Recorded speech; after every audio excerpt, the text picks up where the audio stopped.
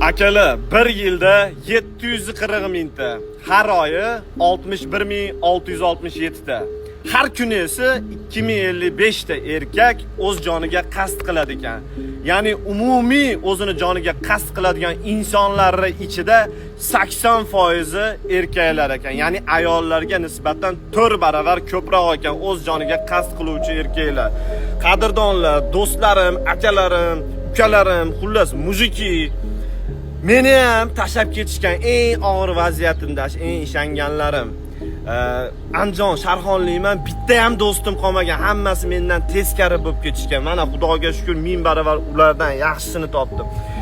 29 yoshimgacha hech qayerda ishlamaganman. Bir tiyin pul topmaganman, uyda o'tirgan odamman, harakat qilganman, lekin mana 32 yoshimga keldim. 3 yil ichida juda ham ko'p narsa o'zgarib ketdi. Aytmoqchi bo'lganim, kimgadir erta, kimgadir kech keladi. Qadrdonlar, bratlar, men sizlarni yaxshi ko'raman. Sizlarni ota-onalar yaxshi ko'radi, sizlarni Xudo yaxshi ko'radi. Hech qachon bunaqa yomon xayolga bormanglar.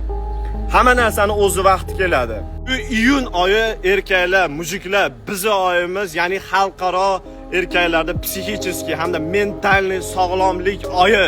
Ya'ni qanaqadir muammolar bo'lsa, ichingizda ushlab turmanglar. Kimgadir aytinglar. Suvga bo'lsa ham aytinglar. Bilmayman, ichingizda ushlab turmanglar. Yomon xayolga hech qachon bormanglar.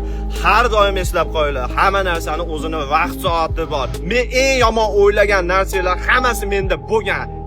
Qizi ham tashlab ketgan, qiynalgan paytim, oshnalarim ham bittasi qolmagan.